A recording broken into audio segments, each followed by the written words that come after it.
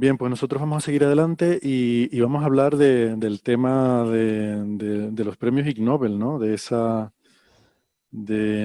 ceremonia que este año pues ha tenido que ser virtual, no ha podido haber la ceremonia habitual creo que era en Harvard, donde se hace esto habitualmente, y esa especie un poco de parodia de los premios Nobel. Se hace incluso el juego de palabras, ¿no? Porque Ig Nobel hace referencia como algo infame, no sé muy bien cómo traducirlo, pero algo lo contrario de noble, y entonces se hace un poco ese juego de palabras.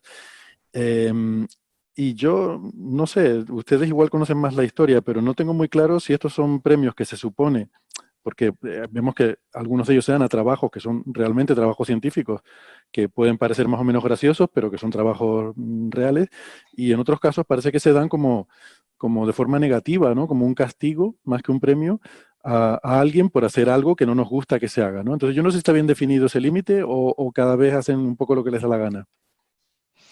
Bueno, pues, básicamente cada vez hacen lo que le dan la gana. Esto es una cosa muy informal, ¿no? Una cosa que surge así de la manera un poco así como entre risas, una reunión entre amiguetes. Lo que pasa es que entre los amiguetes que se reúnen, pues hay premios Nobel de la Universidad de Harvard, porque en la Universidad de Harvard tú vas andando por la calle y te encuentras un premio Nobel.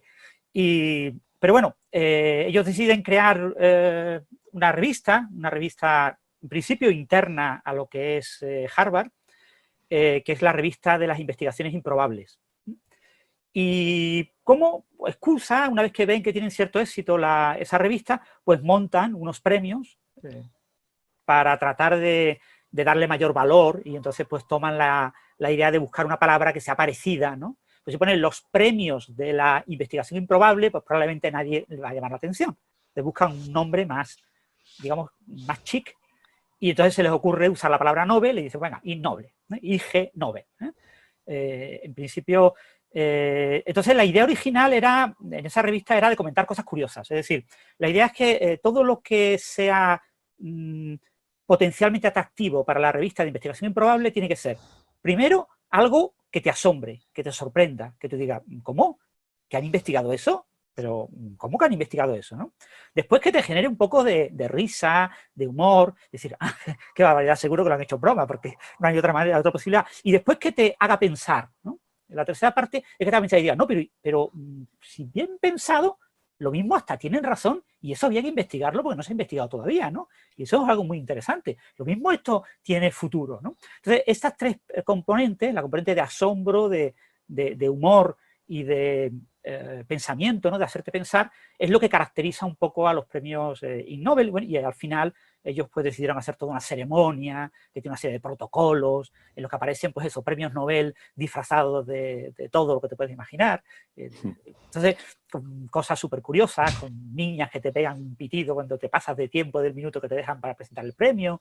Y ahora mismo ya hay muchísima gente que investiga de forma específica para los Ig Nobel. O sea, esa es la pena, ¿no? La pena es que ya hay gente que se quiere aprovechar del asunto y dice, pues en esto que estoy investigando, si hago esta barbaridad, lo mismo es ignovelable. Así que voy a tratar de publicarlo y lo hago, ¿no?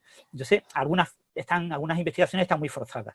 Pero lo que hay que recordar es eso, que todo lo que es premiable tiene que haber sido publicado en la revista, ¿no? Entonces, si tú sigues todos los meses la revista publica una cantidad tremenda de cosas, ¿no? 40, 50 cosas cada mes. Y bueno, entre ellas estarán las que acabarán siendo premiadas. No necesariamente son cosas del año pasado, pueden ser cosas de hace muchas décadas o de años anteriores, y ellos pues crean una especie de comité interno. No hay unas candidaturas oficiales. Y eso sí, cualquiera de nuestros oyentes, si ve algún artículo interesante, puede comunicárselo a esta gente por la cuenta de Twitter, que se llama Improbable o algo así, la cuenta, bueno, o algo así, Improbable Science, algo así se llama, o puede directamente comunicarse con ellos por el correo electrónico que tienen en la página web, ¿no? De Improbable Research, y ahí pueden pues eso, indicar que les han parecido curioso e interesante que se discuta en la revista tal o cual artículo. Ya los editores son los que deciden.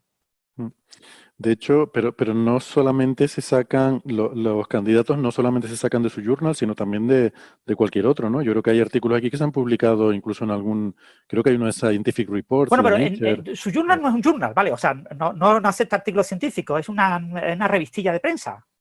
Entonces, van haciendo curiosidades, ¿no? Entonces tiene apartado, hay páginas enteras que son como cositas breves de 4 o 5 líneas por cosa, ¿no? Y hay otros que se detallan ya incluso con fotos o lo que sea. sea, yo animo el PDF gratuito por internet y cualquiera puede leerlo y podéis ojearlo y ver un poco de qué va un poco la revista. La revista es un poco de divertimento, ¿no? Las clásicas revistas que tenían muchas universidades españolas que hacían los estudiantes, ¿no? Desde cosas curiosas que dicen los profesores en clase, entrevistas al profesor más chic, las típicas cosas que se hacían de los estudiantes, pero esto hecho por catedráticos de Harvard, claro. Sí, sí. Pero o sea, que mi implicación era la contraria, que no necesariamente, o sea, que los premios los dan a artículos que pueden estar publicados en cualquier lado. No Claro, en necesariamente principio a mí lo que me interesan son los que se publican en revistas científicas, pero muchas cosas no están publicadas en revistas científicas, ¿vale? O sea, como pasa con los premios Nobel, con la excusa de que los premios Nobel de la Paz, incluso el de Economía, son premios extremadamente politizados, en los que no influye la contribución científica, sino que influye la política del año, más que otra cosa, pues ellos también se permiten el lujo de premiar a noticias de prensa, a curiosidades publicadas en internet y cosas por el estilo.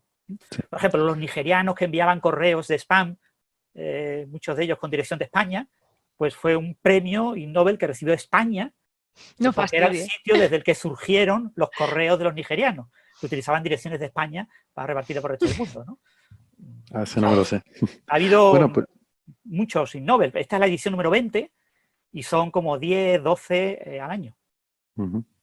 pues nada, si quieren podemos hacer un repasito por la lista y vamos comentando a ver qué les parece. El de física es es un trabajo que se publicó, este es el que yo decía en Scientific Reports, para unos investigadores que han puesto una lombriz a vibrar. ¿Por qué? Pues yo qué sé, yo no sé si ustedes lo entienden. Aquí dice algo así de que esto puede ser interesante para entender las neuronas, cómo propagan información, pero a mí me suena un poco a justificación así, un poco... Debemos tener en cuenta que el tipo de lombriz que usan se usa muchísimo por ejemplo, para investigar en toxicología. ¿Por qué se usa tanto la lombriz en investigación? Porque son baratas. De hecho, en el paper, si te lo lees, te lo dicen. Son baratas, no tienes que dar explicaciones a nadie de lo que haces con una lombriz y ya está. Las pruebas éticas son mucho más sencillas, ¿no? Efectivamente, no hay comités éticos y tal. Y sobre todo eso se usa para investigar la transmisión de impulsos neuronales, porque de sus axones son muy largos, y también por el tema de que para ver temas de veneno y antídotos en toxicología. Bueno, debo decir que yo no he leído los papers, ¿eh? Lo que he hecho es que me he cogido el blog de Francis, que tiene un post sobre estos premios y está todo perfectamente explicado. Solo fui a leer uno de los papers, pues los demás creo que me quedó todo clarito con lo que ponía Francis aquí y les recomiendo que lo sigan. Yo me hago eco todos los años, ¿no? Este premio de la lombriz es un artículo que, bueno, se puede justificar de muchas maneras, pero es injustificable, ¿vale? O sea, no tiene una justificación clara, ¿no? El estudio de las vibraciones mecánicas de una lombriz colocada en un vibrador mecánico. Eso no tiene, en principio, ningún tipo de lo que tiene más interés, ¿no? Es que hacen una simulación. O sea, ellos investigan, tienen tipos de lombrices y una que llaman ghost. El ghost es el látex de un guante relleno de agua y eso que han usado como modelo. Sí, en principio lo que publican en Scientific Reports, recordad que a Scientific Report es una revista donde se publican este tipo de cosas, o sea, los premios Ig Nobel muchísimas veces están publicados en Scientific Reports. Tú envías el artículo a varios sitios y al final acabas metiéndolo en Scientific Reports porque no va a entrar en otro sitio. Bueno, lo que publican aquí es que han observado, por el título del artículo, ¿no? Excitaciones de tipo Faraday en las ondas del cuerpo de la lombriz sometida a vibraciones, ¿no? Y estas ondas de Faraday son las ondas típicas que aparecen en fluidos en la superficie de un líquido cuando lo pones a vibrar, ¿no? Es algo que, hombre, no todo el mundo lo hace, ¿no? Porque, claro, tú estás acostumbrado a tirar una piedra en un estanque y que te aparezcan ondas, ¿no? Esas ondas no son ondas de Faraday, ¿no? Las ondas de Faraday tienen que estar encerradas en un recipiente, o sea, tienes que tener una cacerola, ¿no? Y tienes que poner a vibrar la cacerola, y entonces eso se ve muy bien en algunos vídeos de YouTube que hay como una gran cacerola metálica con el líquido y alguien golpea con un mazo en ciertos lugares de la cacerola por el lado y entonces se pone a vibrar la superficie, ¿no? Y ves esas ondas que aparecen en la superficie, son parecidos a los patrones de cuando pones limaduras de hierro, bueno, o polvito, un poquito de arena, para hacer los patrones de Clady, ¿no? De las vibraciones de una placa metálica, ¿no? Pues aparecen estas vibraciones, pero son vibraciones de la superficie. Y son vibraciones no lineales, porque la interfaz entre el líquido y el aire pues genera un término no lineal debido a la tensión superficial, y entonces esas ondas no lineales se diferencian de las lineales en varias cosas, pero una de las cosas más distintivas, que fue lo que descubrió Faraday, la inestabilidad de Faraday, es que aparece un subarmónico. O sea, cuando tú pones a vibrar un cuerpo, pones a vibrar una cuerda de una guitarra, a una cierta nota, te aparece esa nota y los armónicos, la frecuencia doble, la triple, la cuádruple, etc. Claro, la guitarra también tiene caja de resonancia, tiene el cajón, ¿no? Entonces el cajón de la guitarra, no sé, el cuerpo de la guitarra, genera también subarmónicos, porque tiene frecuencias más bajas, el aire que vibra dentro de la caja, ¿no? Pero en principio, una cuerda libre, pinzada en los dos extremos, cuando la pones a vibrar, te genera solamente la frecuencia a la que tú pones a vibrar y armónicos. Y lo que pasa con la inestabilidad de Faraday en la superficie de un fluido es que aparecen subarmónicos, aparece el subarmónico mitad. Entonces, una manera de identificar si las ondas que yo estoy viendo en la superficie de un líquido, en un recipiente, son ondas lineales o son ondas de Faraday, es observar si me aparece la frecuencia a la que yo la excito, yo estoy golpeando, ¿no? Estoy excitando de alguna manera, poniendo a vibrar esa superficie, y si me aparece también la frecuencia mitad. Y por lo tanto los múltiplos correspondientes. Es decir, si lo pongo a vibrar a 440 hercios, pues me aparecerán los armónicos, 880, etcétera, pero me aparecerá también la mitad, 220 y 440 más 220, etcétera. Entonces, eso es lo que han puesto a vibrar. Entonces, cogen una placa de teflón, el teflón vibra, lo ponen a vibrar verticalmente, y al vibrarlo verticalmente no solo se ve la frecuencia armónica, no es un oscilador puro, no solo tiene una única frecuencia, sino que genera esa frecuencia y varios armónicos. Entonces, cuando tú pones el cuerpo de la lombriz y con unos láseres y unas cámaras miran cómo vibra el cuerpo de la lombriz, las lombrices están previamente anestesiadas, o sea que, sobre todo para manipularlas, etcétera, pues no se moverían, entonces y no estarían todo rectas, entonces sería más difícil analizar los resultados. Entonces, para que se queden quietecitas, pues las medio anestesian, ¿no? Metes en alcohol durante un tiempo, ¿no? Se emborrachan un poquito. Sí, en etanol al 20%. Le pasa como a los humanos. Con el alcohol se quedan adormecidas y entonces las pones a vibrar. Claro, y entonces cuando tú observas eso, pues lo que observas es que el cuerpo vibratorio de la lombriz no solo vibra a la frecuencia de vibración del teflón y sus armónicos, sino también a la frecuencia mitad, ¿vale? Entonces, algo que no aparece en el teflón vibrando solo, sí aparece en la lombriz. ¿Y por qué en la lombriz? Porque básicamente la lombriz es el líquido, o sea, quiero decir, es una cosa fluida que tiene una superficie, entonces es normal que siga un comportamiento de este tipo, ¿no? Y bueno, esto lo publican en Scientific Reports y bueno, el interés real que puede tener el análisis de estas vibraciones mecánicas en estos estudios del comportamiento de las lombrices, pues en experimentos de toxicología, como ha comentado Sara, o en experimentos de impulso nervioso, etcétera, pues es bastante ridículo, ¿no? Porque las propiedades mecánicas no influyen en el movimiento del impulso nervioso, y el impulso nervioso en general es mucho más rápido que estas vibraciones mecánicas, ¿no? Claro. Por eso decía que me parecía que estaba un poco ahí. Yo creo que este era uno de estos ignovelables que iban buscando los autores específicamente. La siguiente categoría es la de acústica, porque como las categorías también se las inventan, pues ¿por qué no? Un premio Ig Nobel de acústica.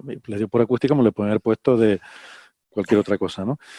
Y en este lo que han hecho es un poco lo de eso de la gracia esa de poner a alguien a respirar helio y que la voz le suene así como muy, muy aguda, muy aflautada, pues eso, pero bueno, iba a decir con cocodrilos, una especie de caimanes, alligator, que los americanos se llaman caimanes, ¿no? Pero en este caso son chinos, una variedad del mismo animal, y le han hecho algo parecido también al animalito. No sé si, Sara, que te gustan más las cosas biológicas, fíjate que llevamos experimentos con animales, o sea que se ve que la moda últimamente va a hacer perrerías con los animales. Pobrecitos. Bueno. No, la verdad es que yo me lo leí y me pareció que estaba un poco cogido por los pelos, ¿vale? Porque te ponen, los investigadores de hecho han publicado un de biología, es una publicación de biología, y lo que buscan es, sabéis que las aves y los mamíferos, el bramido reproductivo que tienen suele ser un fiel reproductor de su estado físico, ¿no?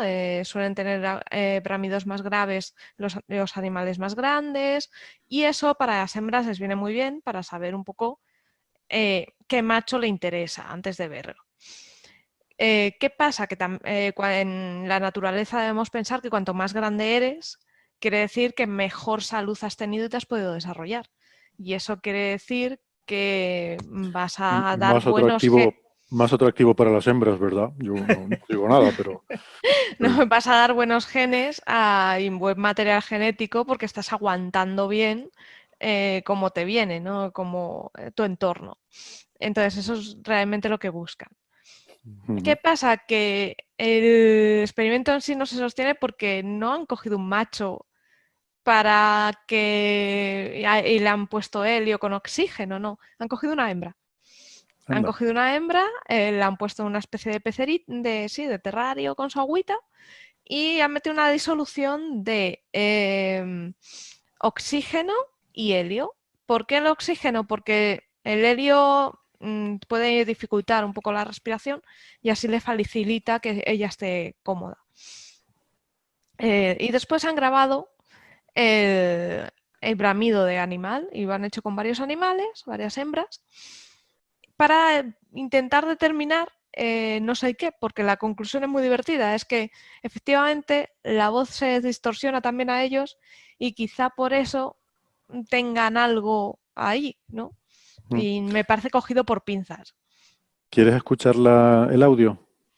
Tengo por aquí la grabación, aunque no estoy seguro de entenderla bien. Pero bueno, lo pongo y ahora comentamos lo que es.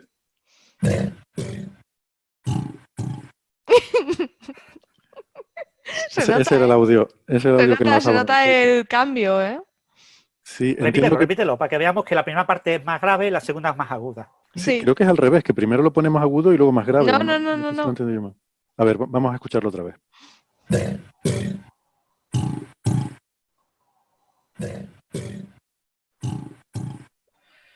Pues me haces dudar, ¿eh? El problema que tiene todo esto es que hay un sonido de fondo, hay un sonido de baja frecuencia y sobre ese se superponen los formantes del sonido.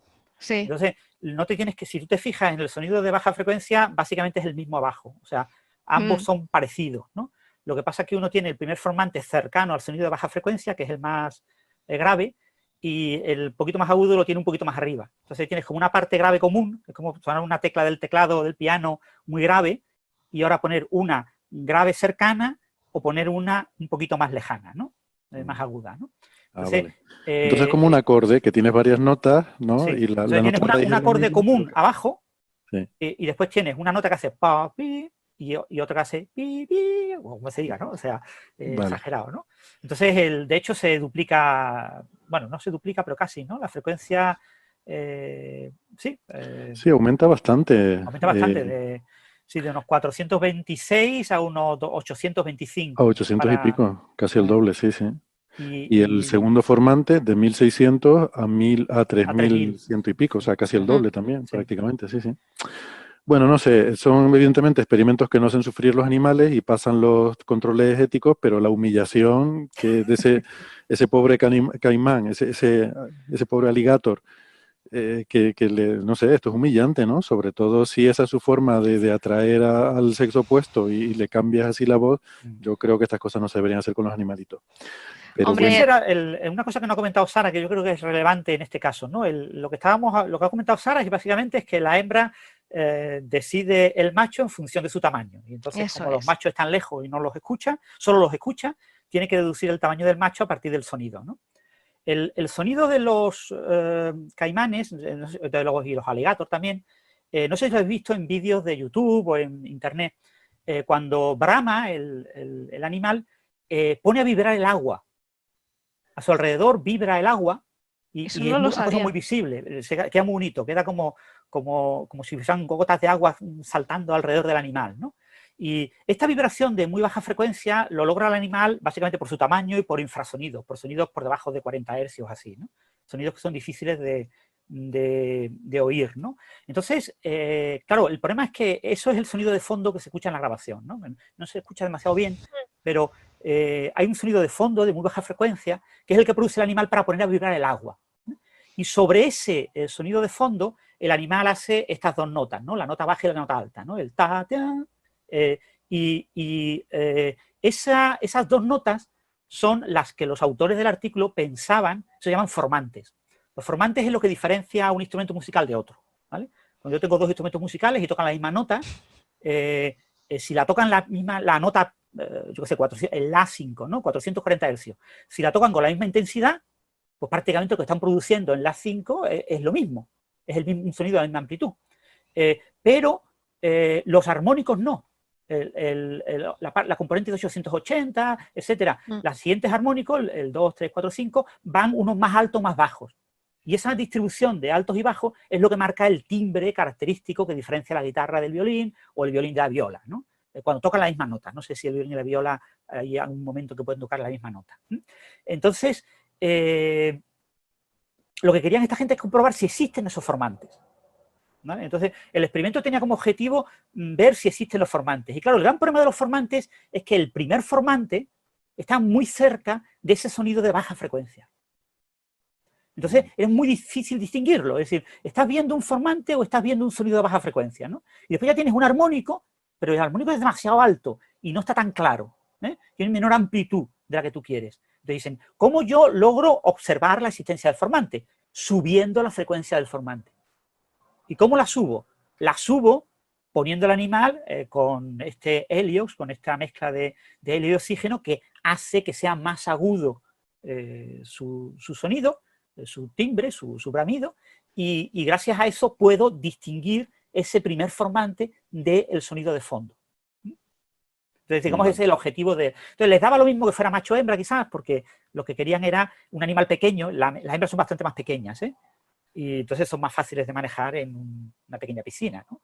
Y entonces les daba un poco lo mismo, lo que querían ver era ese fenómeno, ¿no? Porque cuando el animal hace este tipo de bramido, ya digo, el agua se pone a vibrar porque tiene unos sonidos de baja frecuencia y es lo que quieren eliminar del experimento, ¿no?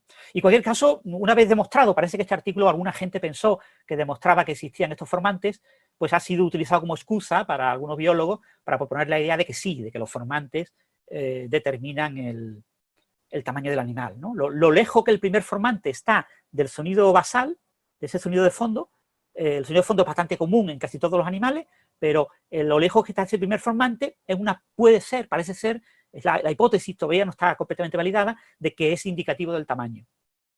Y es lo que hace, a la hembra le da información del tamaño, ¿eh? Pero yo digo, es una hipótesis, no está todavía, el experimento definitivo que diga que esta hipótesis es de verdad, todavía, o definitiva, no se ha hecho todavía.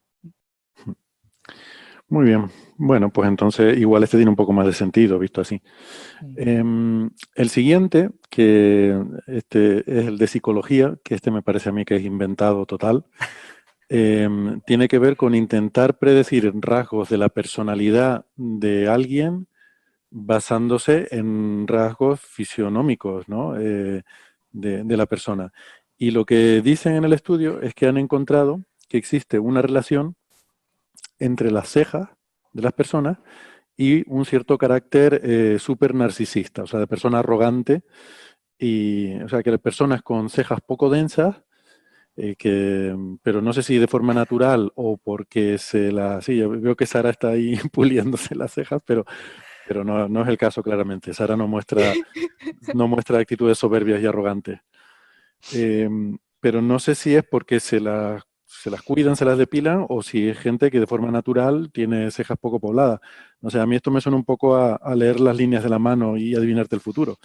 Pero bueno, es un estudio que se ha publicado y que lo han hecho, es todo basado en encuestas, tanto para la descripción de la personalidad como el intentar predecir esa personalidad en base a diferentes fotografías en las que se tapan diferentes cosas.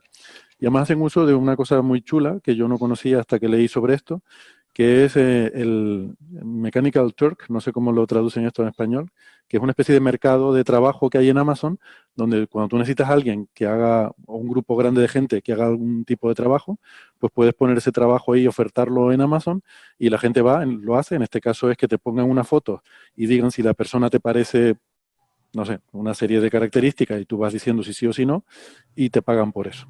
Algo Ah, así es un poco la idea.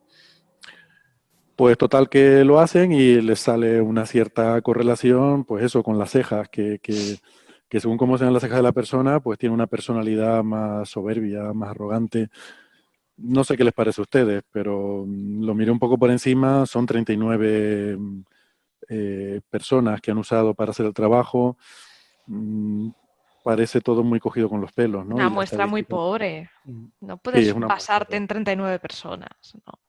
Sí, sobre todo para una afirmación de este tipo, ¿no? Sí, Y esto creo que se publicó en algún sitio, ¿no? En una revista bastante buena, en Journal of Journal Personality, of una Personality. revista de psicología de primer cuartil, tiene 3,6 o así de índice de impacto, es una revista muy buena. Sorprendente, ¿no? Sí, yo qué sé, lo que comentabas, Héctor, es una cosa que habitualmente utilizan hoy en día mucho los psicólogos. Hay ya varias empresas que ofrecen ese servicio, no solo Amazon, la posibilidad de por un módico precio, que participes en estudios masivos de este tipo, pero normalmente se suele hacer con mucha gente. O sea, cuando tú quieres hacer un estudio psicológico basado en encuestas o en una aplicación software, ¿no? Tú desarrollas una aplicación software que presenta unos puntos en unos ciertos tiempos y le pides al que ve eso que responda con un momento, ¿no? Yo qué sé, para ver la relación entre la demencia senil y la respuesta a los test que se aplican en los test de conducción, ¿no? Eso que todos los conductores han hecho alguna vez para las pruebas médicas, ¿no? Yo no, porque no tengo carne. Pero los que tienen el carnet lo han hecho. Pues ese tipo de test hecho con ancianos, tú dices, bueno, pues ¿cómo consigo yo 10.000 ancianos? Pues me voy a una de estas empresas y contrato eso, ¿no? Y eso hoy en día es muy habitual en los proyectos de investigación en psicología hacerlo. Lo que pasa es que hacer eso con 49 individuos, perdón, 39 individuos, de los cuales pues la mayoría son mujeres, pues es una cosa muy limitada, ¿no? O sea, lo suyo hubiera sido meter a muchísima gente, ¿no? A cientos, miles de personas. claro. Y depende también de la generación de la persona, ¿no? Ha habido Mm, generaciones en las que estaba más de moda depilarse las cejas mm. y no tiene nada que ver. Muchas veces te influye la moda, te influye la zona donde vivas, si está de moda una cosa u otra. Tienes que coger gente de todo el mundo, hacer una muestra grande, Mm. porque si no, no es relevante. Eso está claro. Y bueno, lo que el estudio concluye, grosso modo, con muy poca muestra, es que las personas que más se cuidan las cejas, pues son personas más narcisistas. Ven. Que es una conclusión, pues, poco pobre, ¿no? Porque no está bien apoyada. No está bien apoyada por los resultados, ¿no? Los resultados son pobres, ¿no? Para concluir algo así, ¿no? Y, Además, la definición de narcisista que usa, bueno, esto todo está basado en autoevaluaciones, o sea, mm, previamente se le ha pedido a las personas cuyas fotos sacan que se valoren a sí mismos en una serie de aspectos y uno de ellos es ese, ¿no? En cuanto de arrogantes son, pero no se refiere únicamente a un narcisismo en cuanto a apariencia física, porque uno podría pensar que eso tiene cierto sentido, que alguien que se preocupa de algo mm, que nos puede parecer tan nimio como las cejas, puede ser que se preocupa de cosas muy sutiles y que por tanto es una persona que se preocupa demasiado de su apariencia, pero no. O sea, el concepto de narcisista que usan va más allá de eso. Es una persona que que siente que en general en su interacción social lidera en una conversación, en la forma de relacionarse con los demás, que es la persona que impone, que dice lo que hay que hacer, y como, o que mm. siente una especie que se encuentra que está en una posición de, pues no sé cómo decirlo, pero como que la gente que le rodea no está a su nivel, ¿vale? O sea, que no es simplemente una cuestión de apariencia física, ¿no? Y de alguna manera lo que se pide es que otras personas sean capaces de reconocer ese rasgo en los rostros que le presentan en las fotos, ¿no? Mm, O sea, que es todo muy Sí, difícil de ver que ahí pueda existir realmente un mecanismo, ¿no? sí, de todas formas, eso, la idea última es el tema este de la primera impresión que tienes tú cuando ves a la cara de alguien, ¿no? O sea, la cara es mm. el espejo del alma, ¿no? Dicen, ¿no? Muchas veces la primera vez que es una persona así lo ves de manera fugaz, no tienes capacidad para entrar en detalles en lo que ves, y eso te da ya una cierta impresión subjetiva de qué ves en esa persona, ¿no? Si ves un carácter alegre, afable, si ves ese tipo de rasgos, narcisismo, el que sea, ¿no? Entonces, estos autores lo que planteaban era plantear esa hipótesis, ¿no? Es verdad que la primera impresión es capaz de determinar el grado de narcisismo, porque puede tener un componente evolutivo. Es decir, las personas narcisistas pueden haber sido personas que consuman más recursos en las tribus primitivas del hombre primitivo, que consumieran más recursos a su favor que en favor a la comunidad, ¿no? Que fueran un poquito más egoístas, ¿no? Un poquito, no solo más vanidosos, sino también un poquito más egoístas. Y ese egoísmo va en contra de lo que pide la evolución de lo social, ¿no? De nuestro comportamiento como especie social, ¿no? Entonces, parece que puede ser interesante detectar cuanto antes y rápidamente personas que cuando te lleguen, hay una interacción entre dos tribus, detectar rápidamente qué personas van a ser más egoístas. Pero fíjate, o sea, siendo cierto eso, parece que es de segundo orden comparado con otras cosas que podrían ser más importantes. Por ejemplo, qué personas son más agresivas, qué personas tienen más una inclinación violenta. Sería bueno saber si alguien tiene inclinaciones violentas para no acercarme o para saber que no debo entrar en conflicto con esa persona. O qué persona, por ejemplo, pues yo qué sé, puede tener alguna característica perjudicial para la tribu en el sentido de que, yo qué sé, de que ronque mucho y no deje dormir a los demás por la noche. Quiero decir que, sí. a ver, y además hay otra cosa que me sorprende. Creo que entre los rasgos que ellos buscaban no estaba solo esa arrogancia, ese narcisismo, porque había una encuesta que se le planteaba a los participantes.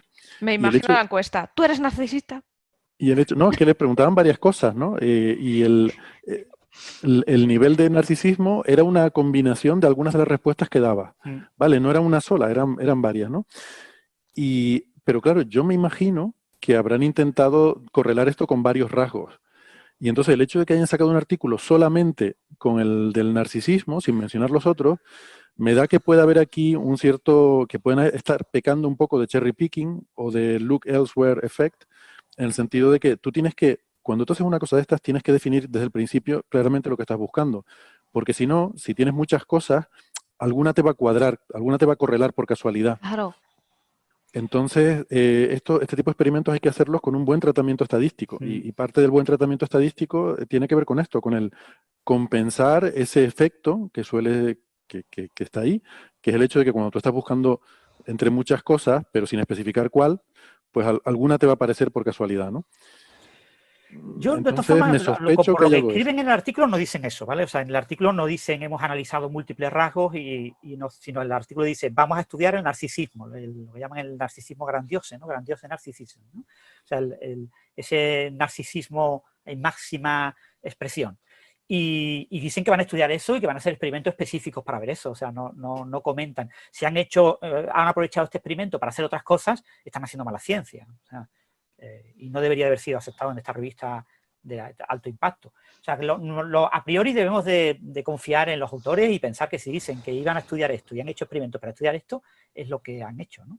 Otra cosa es que no lo sé. la cohorte sea pequeña y que tenga otros defectos estadísticos, ¿no? Pero...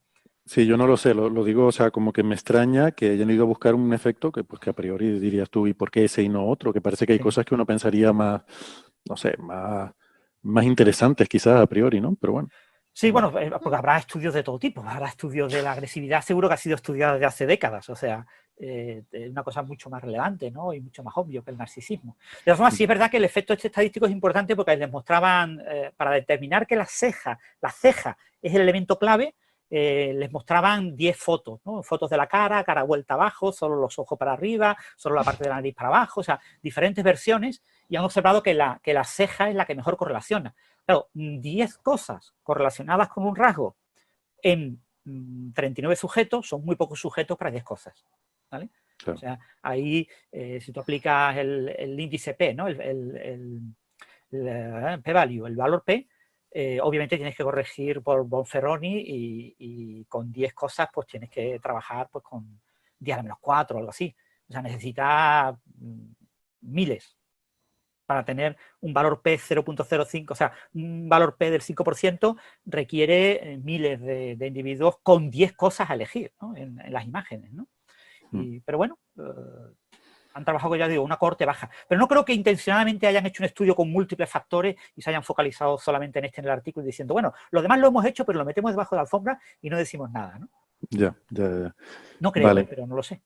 Vale, no, sí, simplemente lo decía por eso, porque me llamó la atención que fueran a centrarse en eso. Entonces pensaba yo que a lo mejor, como no he leído el paper, aquí estoy criticando sin leer el paper, porque, ¿por qué no? Pues es una tertulia. Sí, han hecho Pero- básicamente 3 estudios para el mismo rasgo, para el rasgo de narcisismo, ¿no? Y entonces la conclusión de los 3 es que parece correlacionar más o menos bien. Pero estamos hablando de eso, de índice P pues del orden del 1, 0.01. Pero es que con 39 es que no puedes sacar más. Entonces, No puede sacar mucho más, sí. puede ser excepcional que haya sido carácter ceja, el que haya por una fluctuación estadística aparecido como significativo, más significativo que el resto, ¿no? Vale. Bueno, pues si quieren vamos al siguiente, el de economía. Este está divertido. Este se publicó también en Scientific Reports. Es que también es para hacérselo mirar en Scientific Reports, ¿no? Christopher Watkins y colaboradores. Estos encuentran también otra correlación de estas maravillosas entre el índice de... ¿Te lo has leído, Sara? Que te veo ahí partiéndote de la caja. Pues si quieres comentarlo. Es entre el índice de desigualdad de un país o de igualdad económica y la frecuencia con la cual se pegan morreos, Pero en condiciones. en condiciones, o sea, de los de verdad, ¿no? De los de beso de tornillo. Y bueno, intentan correlar diferentes aspectos, sale que la mayoría no hay una correlación reseñable, pero en ese en particular sí. O sea, que hay una correlación fuerte entre digamos, la igualdad, no, es que no es igualdad la palabra, bueno, voy a decirlo al revés, que es más fácil, entre los desequilibrios económicos y la frecuencia de morreos, ojo, en relaciones de pareja establecidas, olvidaba decirlo. O sea, no vale eso de cuando tienes ahí un rollito o una cosa, una relación que está empezando y tal, no. Relaciones ya maduras, asentadas, establecidas, como se han hecho en el equilibrio, ¿no? Ya una vez llegado al estado de relajación de máxima entropía, una vez que la pareja llega al estado de máxima entropía, con cuánta frecuencia se pegan morreos románticos. Y le sale una correlación. Yo qué sé. A ver. Bueno, es un poco cogida con los pelos, ¿no? Es muy pobre, porque el índice R es una correlación lineal, el índice R es 0,67. 0,67 no es correlación. Bueno, lo mire como lo mire. Ponen una barra de error aquí que yo no sé lo que significa. En esta figura que tú reproduces en tu blog, Francis, Sí, yo no entiendo. la barra de error está entre, bueno, el coeficiente al 95% está Es entre que la barra de error 0,32 y es tremenda. 0,89. Sí, es que son muy pocos datos y la correlación es muy mala. Es un coeficiente de correlación. Sí, de correlación lineal. ¿Qué sentido tiene la barra de error de un coeficiente de correlación? No, bueno, cuando tú haces un análisis de confianza estadística, tú haces un estimador de máxima verosimilitud para estimar de manera coherente todos tus parámetros en el ajuste. Entonces, en el ajuste lineal, la regresión lineal, tienes el A, el B, ¿no? La ordenada del origen y la pendiente, y tienes también el error, y tienes también el coeficiente de correlación, el R. Y todos ellos tienen intervalo de confianza. Tiene también su intervalo de confianza, vale. ¿Vale? O sea, hay gente que solo da el valor. Dice, la A vale tanto, la B vale tanto y R vale tanto, ¿no? Y si R no, en la I y la B sí que es habitual verlos, ¿no? Pero en el índice de correlación no me suena en ver. el R también lo puedes obtener. Vale. Y entonces aquí lo obtiene, claro, bueno, en el mejor caso le da 0,89, pero en el peor caso 0,32. O sea, que son valores... No, son muy malos. 0,67 es muy malo. Y de hecho se ve la figura, ¿no? O sea, esta línea, si no te ponen la línea de puntos, pues tú casi no ves una tendencia clara hacia arriba, ¿no? Te ponen una línea que parece que te guía la vista, ¿no? Pero tampoco te creas. Pero bueno, estos son los estudios. O sea, ellos hacen un estudio, obtienen un resultado y lo publican, ¿no? Y yo te digo, en la Scientific Report, si el estudio está bien hecho, es decir, si metodológicamente está bien hecho, se publica sin problema, ¿no? Bueno. A mí lo que me gusta es su conclusión, de que en las relaciones más consolidadas los besos de tornillo son más que las relaciones sexuales. Dice, fíjate. Sí. Bueno, correla mejor con la desigualdad económica, ¿no? Porque aquí lo que estudian es la correlación con la desigualdad económica, ¿no? Exactamente. Que hay, o sea, que las relaciones sexuales tienen muy poca correlación con la desigualdad económica. O sea, que eso no importa mucho que No, la gente sea rica, pobre o que estén socialmente bien o mal. No. Pero que para pegarse besos románticos, sí, ahí sí es importante. Y bueno, la verdad que tiene, hasta cierto sentido tiene. Sí, ¿qué tiene quieres cierto que te diga? sentido, sí, sí. O sea, la gente que lo Bueno, está pasando mal, penurias económicas, pues normalmente pues trata de desarrollar una relación amorosa más habitual y más diaria para ir soportando con eso de salud, dinero y amor, ¿no? Cuando pues dice voy a poner primero el amor y después el dinero porque eso me permite soportar de manera mejor, ¿no? Sí, y más para una cosa que te agradable. queda gratis, Exactamente. que no te pueden quitar, pues que tira por ahí. también es verdad. Bueno, pues nada, siguiente tema es el Ig Nobel de entomología, que aquí decimos como las categorías son inventadas, pues ¿por qué no? Entomología, esto es bichología, básicamente. Sí. Y Por cierto, Héctor, este año, todos los años en la ceremonia de la entrega de premios se dedica a un tópico, ¿no? O sea, de entre todos los premios eligen un premio o varios premios sobre un cierto tema y este año era bichos, bichos. bugs. Entonces, en la ceremonia, si veis el vídeo de YouTube, el vídeo de YouTube está bastante divertido de ver.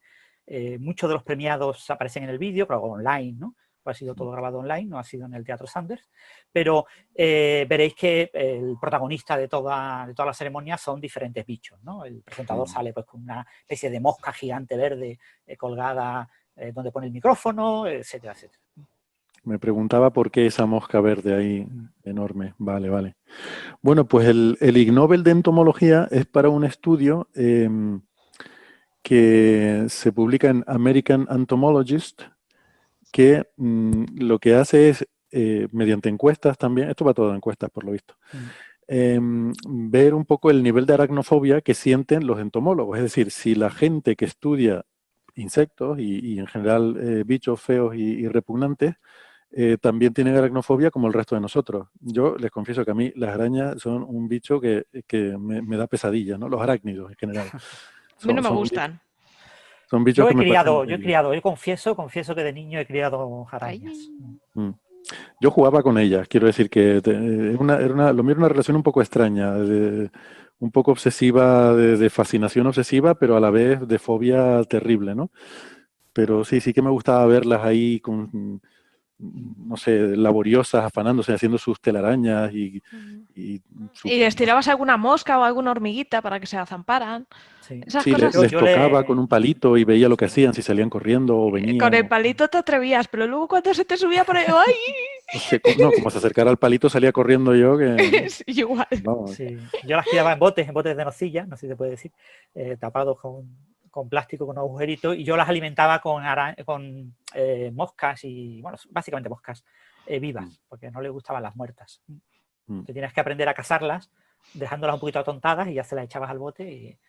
Y bueno, era divertido. A mí, ya os digo, la razón última por la que yo estudié esto, pues me enteré una vez que existía la partenogénesis y yo no me podía creer algo así, entonces tuve que comprobarlo experimentalmente.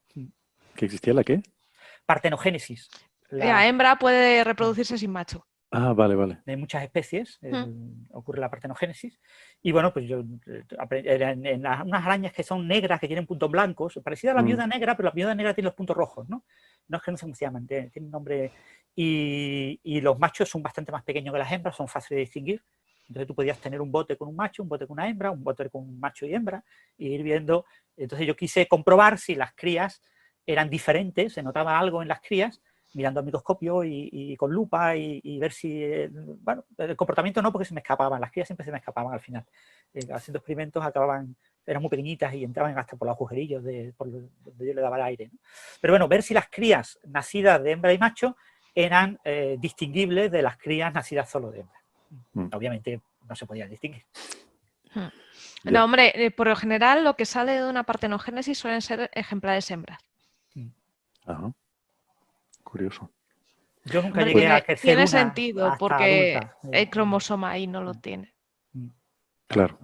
Pues no tenía idea yo de nada de eso. Me suena un poco a Parque Jurásico, pero de bichos, ¿no? Entonces, bueno, pues en este estudio al que le dan el Ig Nobel, lo que concluyen básicamente es que la gente que estudia los insectos, pues eso, que sufren el mismo nivel de aracnofobia que el resto de nosotros. Con lo cual, lo que dicen, yo no sé si esto está un poco, es extrapolar demasiado el resultado, que probablemente la aracnofobia es un rasgo psicológico que surge en la infancia o la juventud y que se mantiene en la edad adulta, incluso a pesar de haber estudiado entomología y haber estado en contacto con bichos, ¿no? de diverso tipo. No lo sé, quizás sea incluso una característica genética, ¿no? Algo que hemos heredado como forma de tener repulsión, evitar ciertas especies que nos pueden resultar peligrosas y que quizás tiene algún tipo de carácter hereditario, ¿no? Ese rasgo de la aracnofobia. Bueno, pues eso es el de entomología. Hay uno en medicina. Hay uno de Ese es medicina. muy asqueroso. No, creo que tú te refieres al de ciencia de materiales. Ese, Que hay uno de ciencia de materiales. No, el de es verdad. medicina es un poco, yo qué sé, no debían tener nada Ah, no, mejor, es verdad, supongo. sí. El de una cosa se llama misofonía, que es una palabra para mí completamente nueva, que se refiere al desagrado que nos produce escuchar a otras personas hacer ruido al comer, al masticar. Eso se llama misofonía y al parecer hay gente que lo sufre de una forma, hombre, no es agradable escuchar a alguien haciendo ruido al comer, aunque eso supongo que debe depender de la cultura, porque hay culturas en las que no se cortan un pelo cuando están comiendo, incluso es una forma de demostrar placer al comer y por tanto agradecimiento al anfitrión. O sea, te invitan a comer a casa de alguien, pues el comer haciendo ruidos y de forma ostensible es una forma de demostrar que estás disfrutando el placer de esa comida y de dar las gracias al anfitrión. Hay culturas en las que van un pasito más para allá y tienes que eructar. Ujú. Exactamente, sí, como gesto bueno, en fin, como se dice aquí en Canarias, me supo, ¿no? Como decir que te ha producido placer esa comida, ¿no? Sí. En fin, que lo que hacen aquí es que hacen un diagnóstico psiquiátrico de esa misofonía y esto lo publican también en el Journal of Affective Disorders, como un desorden afectivo, y en fin, lo describen y dan un diagnóstico, ¿no? Pues no sé, o sea, yo creo que si entramos en esto, cualquier cosa podemos llamarlo desorden Sí. afectivo y no sé. A Sí, mí me molesta mucho el ruido de la tiza en la pizarra. eso Pues, también tiene nombre, también tiene, no me acuerdo qué nombre, pero También es un tiene nombre. síndrome. Sí. Ay, Dios mío. No sé si es un síndrome, pero Seguro. habrá bueno, algún esto, innoble. el artículo principal, ¿no? Donde han puesto los criterios diagnósticos, o sea, para que se incluya, hay una especie como de documento que tiene oficialmente todas los síndromes y las enfermedades psiquiátricas, y para que se incluya en ese documento tienes que publicar primero los criterios de diagnóstico y tienen que ser, digamos, consensuados por la comunidad y decir, pues sí, tienes razón, estos criterios son los buenos. Entonces ya lo publicamos oficialmente, ¿no? Y por supuesto también puede ocurrir que ocurra lo contrario, puede haber artículos que digan que los criterios que se utilizaban para diagnosticar determinado síndrome no son correctos y puede incluso llegar a desaparecer. Ha habido síndromes que han sido eliminados, ¿no? Y en este caso esto se publicó en PLOS ONE.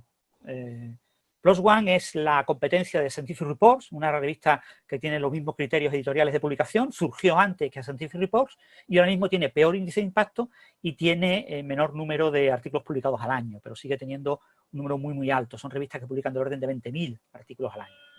Entonces, publicaron los criterios diagnósticos en PLOS ONE y, digamos, el artículo previo, el artículo ya definitivo, mejor dicho, ¿no? Esto lo publicaron en PLOS ONE y ya un artículo ya proponiendo una terapia contra la misofonía fue lo que se publicó en Journal of Affective Disorders. O sea, la terapia se publicó después de publicar el criterio diagnóstico y es una terapia, por supuesto, psicológica, ¿no? Sí. O sea, no es La médico, terapia no que hace que cuando alguien está masticando, haciendo ruido y tú quieres soltarle 2 guantazos, te sujetan o algo. La verdad es que no he leído en detalle lo de la terapia, ¿no? Me resultó más curioso el de PLOS ONE. Alguna pastilla, te tomas una pastilla y ya te deja de molestar todo, seguro. Hay pastillas para todo. A ver, el de materiales, este es el que le gustaba a Sara. ¿Quieres introducirlo? ¡Ay! Que es que me da mucha cosa. Eso ahí. Bueno, vamos a intentarlo, chavales. A ver, si habéis comido o acabáis de comer, por favor, podéis cortar aquí y ya está. A ver, esta gente lo que ha hecho es vio una película, se leyeron un relato en el que se hablaba de un hombre que se perdió en... Un inuit que se perdió y que hizo un cuchillo con sus heces congeladas. Y el hombre debía ser MacGyver o su primo y bueno, cortaba todo. Bueno, pues ¿qué han hecho? Han dicho, oye, Mira, el relato, perdón, estoy viendo aquí en el blog de Francis, aparece en el libro Shadows in the Sun, de 1998, de W. Davis. Por si alguien tiene interés en el relato que condujo a esta investigación. Sí, pues resulta que esta gente leyó el relato y se quedaron así. Imaginaos a los científicos en charla de café. Oye, si hacemos esto, ¿habrá funcionado? Oye, ¿esto funcionará? Pues ¿qué hicieron? Efectivamente, congelaron sus heces, ellos, tan majos, y se hicieron, pero además es que hicieron molde, quiero decir, no la vas a congelar planita y ahí, no, que tuviera puntita. Y con eso se fabricaron unos cuchillos bastante apañados, ellos, y dijeron, vale, ya tenemos nuestros cuchillos con heces, vamos a ver si funcionan. Entonces cogieron distintos tipos de carne, distintos tipos de materiales y fueron probando a ver qué tal era la calidad del corte realizado. Y su conclusión es la siguiente: no lo hagáis en casa porque no funcionan. El inuit se murió de hambre. El artículo se titula Replicación experimental. Una replicación experimental muestra que cuchillos fabricados a partir de heces humanas congeladas no funcionan. Efectivamente. Journal of Archaeological Science Reports. A mí me gusta la puntualización que hace Francis, que dice que el artículo solo contiene texto y apunta entre paréntesis, quizás para evitar cualquier tipo de escatología entre los lectores. Nos ha fastidiado, es que es muy desagradable. Bueno, pero incluye un suplemento que es un fichero Word, un fichero .x de estos de Microsoft Word, sí, repleto de fotografías. Esos son los materiales suplementarios, ¿no? En el material suplementario. O sea, básicamente es un Word de fotografías. Eso es un poco... La nevera, yo me lo imagino con la nevera Arcón abierta, sí, y el hombre sentado con el periódico. Bueno, congelaron las heces a 50 grados bajo cero, o sea que también... Pues eso, el hombre ahí sentado haciendo sus cositas en el Arcón. Hay que ponerse en serio, pero bueno. Sorprende porque hielo a 50 grados bajo cero debe cortar bastante, ¿eh? Sí. Digo yo. Sí, simplemente hielo, o sea, hielo de agua. Bueno, sí, pero tú piensas que las heces humanas no solo llevan agua, llevan también sustancias grasas y tal, entonces no se congelarán tanto y tan bien como el agua. Claro, sí, no, me refería a que debe haber otras formas, quizás más prácticas de hacer un cuchillo, pero a lo mejor no sería tan llamativo, ¿no? A la hora de escribir un relato.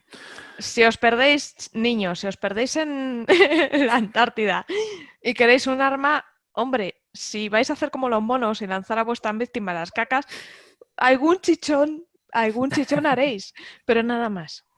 Sí, no va a matar. Y podéis coger muchas bacterias y mucha guarrería, ¿no? Bueno, luego vienen algunos de los que me han gustado más, porque hasta aquí vienen los científicos. Ahora vienen los no científicos, que también hay algunos muy curiosos. Los cachondos. Han dado ahora vienen los cachondos, ¿no? O sea, lo que hemos contado hasta ahora son los soberbios. El Ig Nobel de la Paz, ¿no? Que también, ¿por qué no? Si hay Nobel de la Paz, ¿por qué no va a haber un Ig Nobel de la Paz?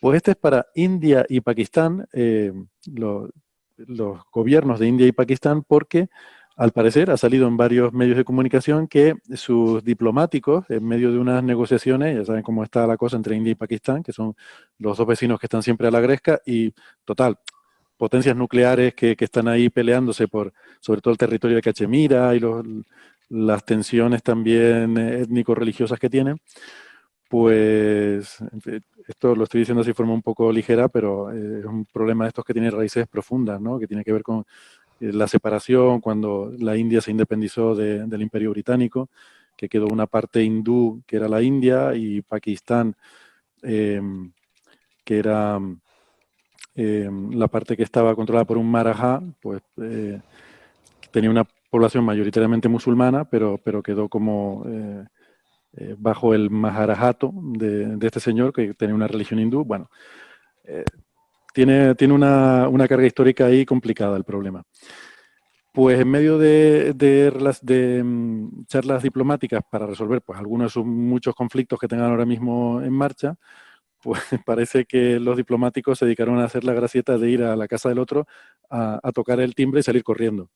Es decir, a ese nivel estamos. Quiero decir que cuando los diplomáticos ya van a hacerse gamberradas unos a los otros para fastidiar, pues, pues bueno. La verdad es que parece una chiquillada, ¿no? Una cosa de gamberradas de niños pequeños. Sí, muy infantil. Hombre, mejor eso que gamberrada, insisto, que estamos hablando de potencias nucleares aquí.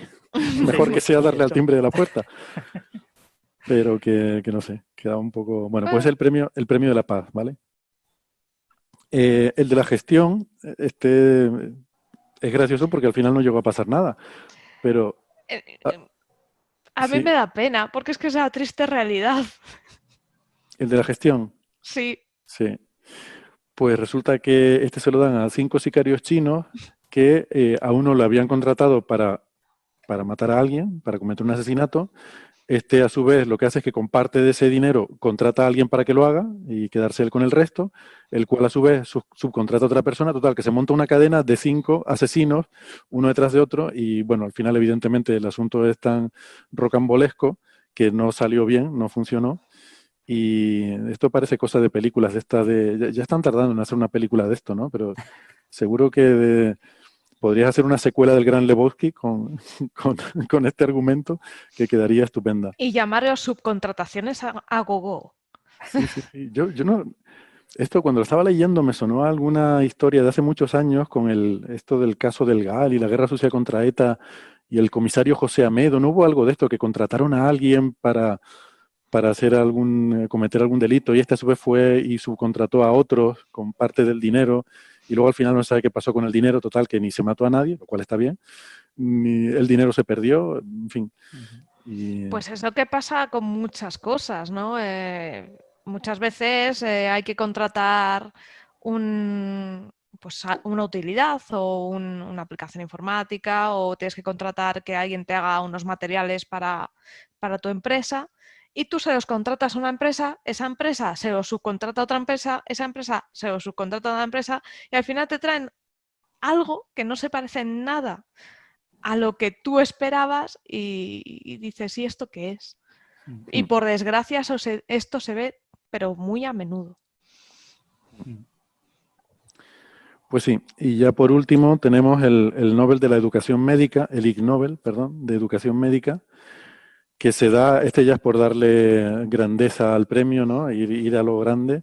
Y este se lo dan pues a gente como Donald Trump, presidente de Estados Unidos, a Bolsonaro de Brasil, Boris Johnson del Reino Unido, a Erdogan de Turquía, a López Obrador de México, a Lukashenko de Bielorrusia, a Putin, a lo que a veces nos referimos jocosamente como el eje de la testosterona, ¿no? Todos estos dirigentes que tienen una filosofía de que aquí se gobierna ¿no? En fin, con un par de razones muy, muy rígidamente establecidas, ¿no? De mucho peso. Entonces, bueno, en este caso, por su forma en fin, por su pobre pedagogía de los problemas que supone la COVID-19 y su forma de afrontar el problema no sé, y todas las barbaridades que han dicho y que han llevado durante mucho tiempo a adoptar medidas que van completamente en contra del sentido común, ¿no? De lo que habría que hacer y que además son gente que prácticamente todos estos que he nombrado que llevan ya una trayectoria de demostrar poco sentido común en el desempeño de sus funciones públicas. En fin, es lo que tiene la democracia, que si deja a la gente que vote, pues sale lo que sale. Y yo, en fin, no vamos a entrar a hablar de política, pero Pero a desde luego, Putin le han votado. bueno, yo creo Es que sí que hace mucho eso, tiempo, la última vez que hubo elecciones, es que eso no lo sé. Es una duda que siempre tengo, pero este hombre. sí, sí, ha habido, sí, pero bueno, esto que Lleva ahí siempre, desde que yo tengo uso de razón. sí, pero siempre gana por abrumadora mayoría, ¿no? Sí, está alterando la Constitución, está haciendo cosas para conseguir mantenerse en el poder todo lo Mm. posible. Es muy fácil cuando tienes muchísimos mecanismos de poder y no tienes mecanismos de control a tu disposición, el proyectar una imagen ante la opinión pública que te vea favorablemente y que te vuelva a elegir, ¿no? O sea, que tampoco es tan sorprendente. O sea, una vez que ya llegas a cierto nivel de poder y de control y de no tener mecanismos que puedan de alguna forma limitar ese poder, pues esas cosas pasan, ¿no? En fin, esa es un poco la lista de los premios Ig Nobel este año. Y pues yo qué sé, yo creo que no ha sido de los mejores, ¿no? Me parece que No. otros años hemos tenido algunas más Otros divertidas. años ha sido más divertido y tenía todo más lógica, tenía más sustancia, porque luego otros años anteriores te parabas a pensar y decías, pero la cosa tiene lógica, esto, o sea, era como más interés científico. Esto es Sí. un poco más cachondeo. Me ha parecido, no sé, Francis tiene más experiencia en seguirlos, quizás Sí, tiene yo una lo opinión sigo más... todos los años, hace muchos años, ¿no? Y no sé decirte, a mí todos los años me parecen igual de, no sé. O sea, yo no soy de las personas que se ríe con los Ig Nobel, quiero decir, soy de las personas que trata de buscarle algún sentido a lo que cuentan y no siempre lo encuentro, pero muchas veces pues, más o menos me autojustifico de que han pensado en que hacían también pensar, ¿no? Porque yo creo que la clave de los Ig Nobel es hacerte pensar, ¿no? Eso es. Es que yo creo que, no sé, que siempre podías encontrar algunos de los premios que cuando escarbabas un poco por encima de la superficie de lo irrisorio decías, ah, pues mira, pues tiene algo curioso, ¿no? Eran cosas que tenían sentido. Sí, si no todos, pero por lo menos había algo, alguno de los premios que te, no sé, que te podía transmitir algo, pero bueno. Vale, pues nada, no sé si quieren aportar algo más al tema de los Ig Nobel. Pues si quieren rápidamente por terminar, hay un tema, pero creo que podemos comentar brevemente, que es lo de, hacía tiempo que no se encontraba agua en Marte, pues volvemos a rescatar el tema del agua en Marte, ¿no? ¿Quién lo iba ¿Y a decir? quién lo iba a decir? Si me permites una pequeña inciso que se me ha olvidado esto, lo importante. Sí, El lunes empiezan los premios Nobel de verdad. sí. Ah, sí, Premios sí, sí, Nobel sí, sí, sí, de sí. verdad empiezan el lunes con el de medicina, el martes el de física, el lunes 5 de octubre, 6 de octubre, etcétera. O sea que la semana que viene tendremos que estar todos pendientes de esos premios y probablemente en el próximo programa pues tendremos que hablar de algunos de estos premios. Y Exactamente. continúa, perdona, esto. No, pues sí, es un apunte muy, muy bueno, ¿no? El Ig Nobel suele ser una antesala, ¿no? Del Nobel. Y pues sí, estaremos atentos y a ver, yo ya estoy perdiendo la esperanza, Francis, ¿qué quieres que te diga? Pero bueno, Nunca se sabe, nunca, lo mismo te lo dan. nunca se sabe, nunca se sabe. En fin, estaré ahí la noche anterior del de física sin dormir, como siempre, pero bueno. Marte, pues resulta que les contamos, creo que fue el año pasado, 2018. 2018, fíjate cómo pasa el tiempo. Pues bueno, antes de la pandemia, que es como ya divido el tiempo, ¿no? Antes de y después de. Les contábamos de un trabajo que se había hecho con datos de la sonda, la Mars Express, la sonda europea, de la Agencia Espacial Europea, que está orbitando Marte, y una de las cosas que lleva es un radar que por cierto lleva una antena larguísima de 40 metros de largo, que tiene gracia que puedas meter dentro de un cohete una antenita de 40 metros, ¿no? Tendría que ir bien enrollada. Pero bueno, una de las cosas que hace este radar es buscar agua líquida bajo la superficie de Marte, porque bueno, pues se pensaba desde hace tiempo que si bien en la superficie las condiciones no lo permiten, porque el agua se evaporaría rápidamente, pero bajo superficie, con suficiente presión, podría permanecer agua en estado líquido, ¿no? Y esto se había buscado desde hace tiempo, pero no se había encontrado. Y en ese artículo en 2018 por primera vez lo encontraron un depósito muy grande, una masa muy grande de agua líquida Eso cerca del Polo es. Sur. Que esto se dijo que había un enorme lago subterráneo y luego, no sé si fue con Jorge Pla García, nos lo estuvo explicando, que no era realmente un lago, sino más bien roca hidratada. Es decir, que Eso. no es algo en lo que tú puedas hacer submarinismo, sino que hay que imaginarlo como pues lodo o quizás rocas en las que hay agua metida entre los poros de la roca, ¿no? Y y que esto, pues bueno, era algo muy interesante y que habría que seguirlo estudiando. Ahora se acaban de publicar nuevos resultados en Nature Astronomy, que la verdad que lleva una racha de un par de semanas, que están saliendo un montón de papers súper interesantes en Nature Astronomy, y este es uno de ellos.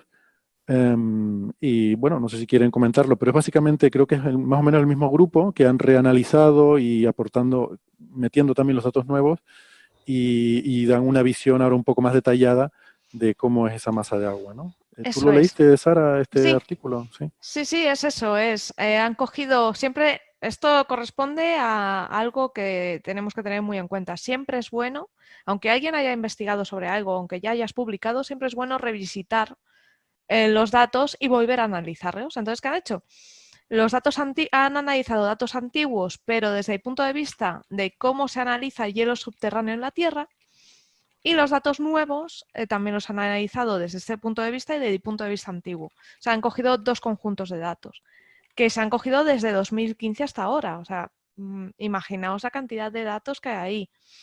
Entonces, esto nos permite de afinar bastante y ver que efectivamente hay varias zonas ricas en salmueras de perclorato hipersalino.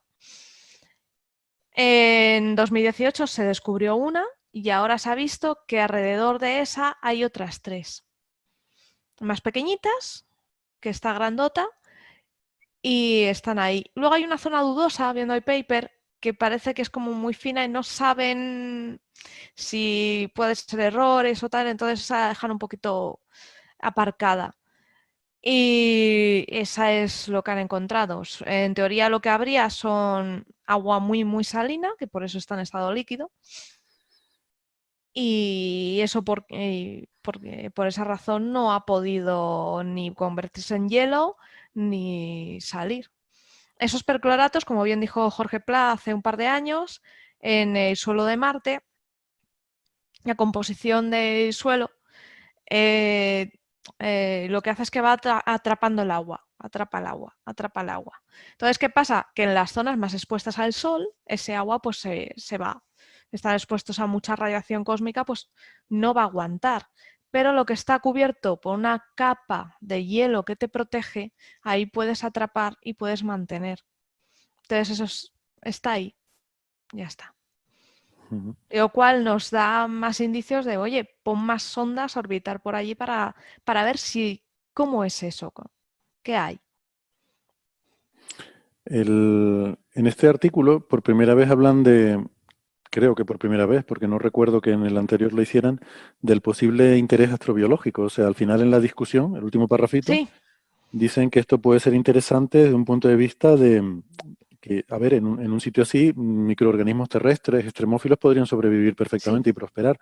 Entonces, que quizás sería un sitio interesante para, para explorar en busca de posible vida residual que quedara en Marte, ¿no? mm, De épocas anteriores en las que el planeta haya sido más benigno.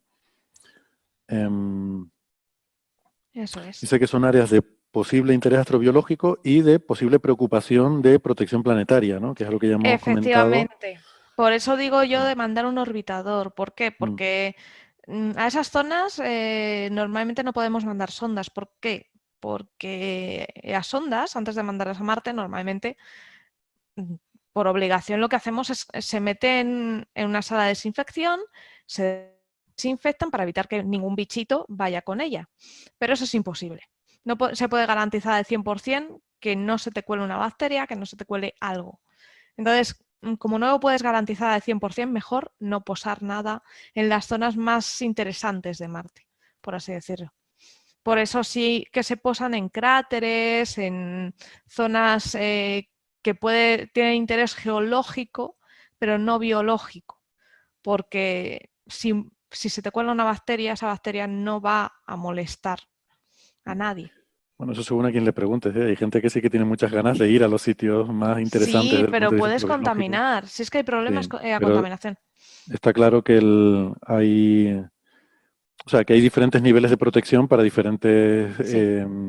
diferentes cuerpos y dentro de un cuerpo diferentes zonas, ¿no? Y todo esto se está revisando continuamente porque según vamos aprendiendo más, pues claro, existen estos tratados, los comentamos alguna vez, de protección planetaria, pues, que a lo mejor se elaboraron en los años 80 y poco a poco, según vamos descubriendo más, vamos teniendo que aumentar normalmente la protección planetaria de la mayoría de los sitios porque vemos que son más prometedores de lo que pensábamos eso es. originariamente, ¿no? Para Entonces, hacernos una idea, las sondas que se lanzaron a Marte en los años 90, esas iban sin proteger, sin desinfectar, iban a pelo. En cambio, estas últimas van muy desinfectaditas, salvo que tengamos algún despiste, algún problema, que la bolsa que la contenía se ha abierto en el almacén y luego iba la tía que no veas. Pero son cositas que pasan que no Eso te das pasó con cuenta. el Curiosity, Con ¿no? el Creo Curiosity, recordar que sí, tuvo sí, un sí, problema sí, de sí. una fuga de Claro, van aire precintadas para que no entre ningún bichito, para que no pero entre aire. como se trasladó mucho en el tiempo la misión, se tuvo que atrasar un año, Mm, pues se dieron un año en un almacén. No se dieron cuenta y en ese aislante, en ese aislamiento, se hizo un poro. Y por mm. ahí entró aire. Entonces, cuando, pues de las primeras misiones, cuando ya aterrizó, dijo, vamos a hacer un análisis de cómo es el aire en Marte. Uy, se parece al de la Tierra.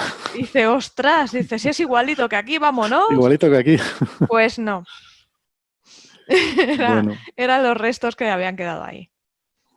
mm, pues nada. El tema es que quizás, no sé si es que no llevara protección ninguna, ninguna esterilización de los 90, pero sí que hay diferentes niveles en esto, ¿no? Sí, Según las expectativas que se tengan, el nivel de la certificación, la homologación de cuánta esterilización debe llevar la sonda, pues es más o menos dependiendo de a dónde se espera que vaya.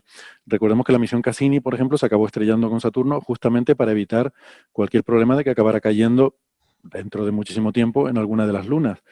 Y para evitar eso, pues se estrelló en Saturno y que se destruyera ahí en la atmósfera de Saturno. Precisamente por eso, porque no estaba preparada desde el punto de vista de protección planetaria para claro. cumplir con los protocolos que hay.